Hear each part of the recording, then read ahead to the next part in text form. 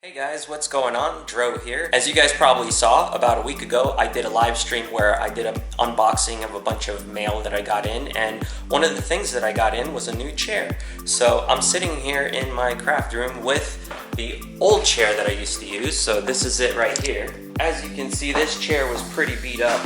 I got this from a thrift store, and it actually came like this, where it had all of these scratches and damage and everything already. And the only thing I really liked about this chair a lot is that I can like lean back on it, and it was like really comfortable. If I could put my feet up, I have like this big bass speaker underneath my table, and I would just put my feet up on it, and it was really comfortable to like sit back like this, sit in this chair. But one of the things that I noticed is even sitting upright normally, it became really uncomfortable to sit in for long periods of time. I mean, I sit on my chair a lot longer than probably most people because I edit videos all day, and not only do I edit videos, but I do web work as well for other people. And while I'm doing that kind of stuff, I end up realizing I've been sitting in the chair for hours without getting up. Since I work all day in the chair, I needed something more comfortable, and I went out and bought a new one. Yeah, so I started noticing I was having problems with my back hurting at the end of the day. I would just get extremely uncomfortable. I could feel it, you know, even when I would wake up in the morning, I'd be all sore from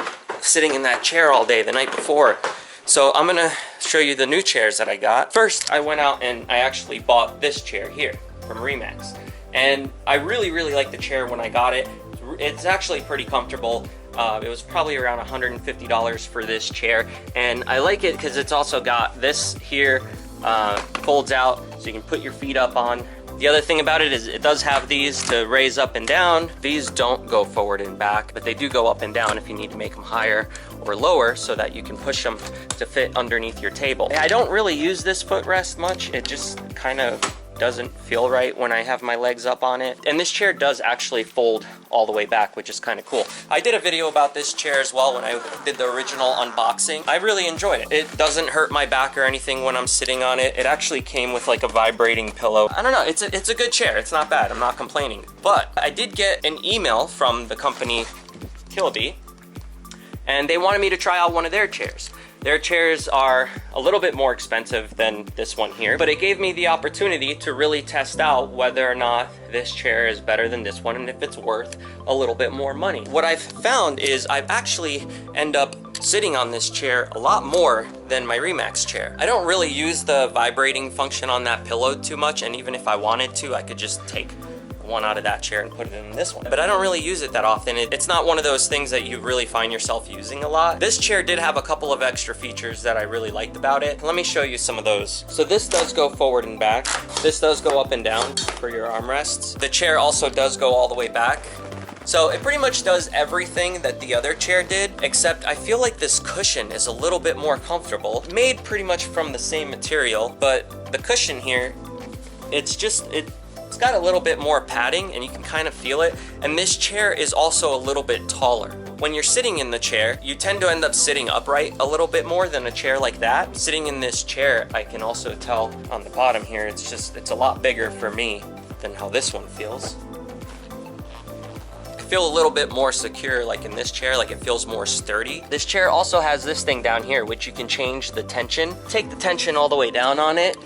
It actually leans back just like that chair did that I have upstairs. Loose, here, let me show you guys how that looks. Once you take the tension down from underneath the chair, you can go over here to the side and there's a lever, and this lever goes up and down. That lever unlocks it for you to be able to actually rock back and forth, and it has the ability when you're laying back to kind of lean back a little bit further. So if you go all the way back and you have that thing unlocked, you're gonna feel like you're gonna fall off the chair. One of the main things that I like about this chair better than the other one is every time I sit on this other ReMax chair, it goes down. Like, I don't know if it's just something I'm doing wrong or if it's supposed to do that automatically, but I can keep the chair up like this. But then sometimes, like when I get up off the chair and then I sit back down, it actually just goes down on its own like this. It doesn't happen all of the time, and I've checked whether or not there's something I'm supposed to lock on the other side.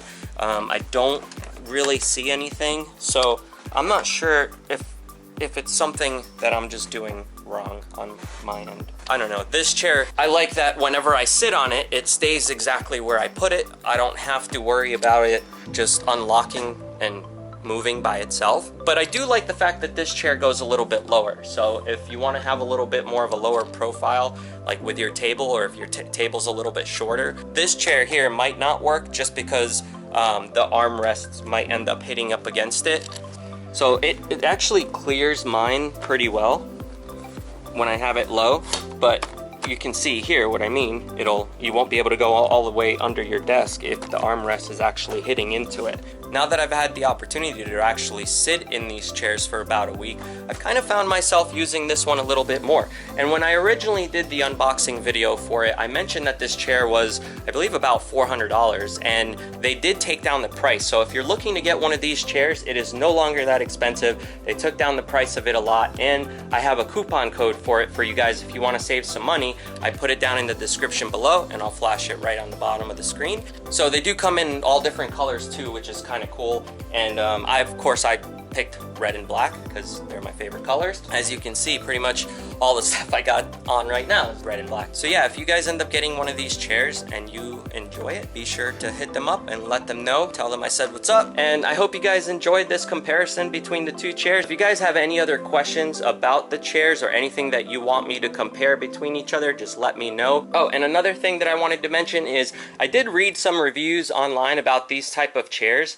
And if you're a bigger person, you got to be careful, because sometimes these parts that come up on the side might be up too high on some models, and these back pieces here, it might be a little bit uncomfortable for you to sit in. I did read some reviews that people mention that. Make sure you do keep that in mind if you decide to get a chair like this that has these parts that come up on the side. Now this one completely avoids that problem by not even having those at all. This back piece here feels really comfortable. It's just like a regular racing chair. You pretty much feel like it's hugging you when you sit in it. Same thing with these kinds. And since I'm a smaller person, I can sit in this comfortably and not have a problem. But like I said, some people may have an issue with these type of chairs, so keep that in mind. So yeah, I hope you guys enjoyed this video with my comparisons between these two chairs. If you guys have anything that you want to know about them, if you're trying to make a choice to get one and you want me to show you something on these that I may not have mentioned in the video, just let me know in the comments below, and I'll either make a video on that or respond to you down in the comments. I'll see you guys on the next one. Peace out. See you later. Whee!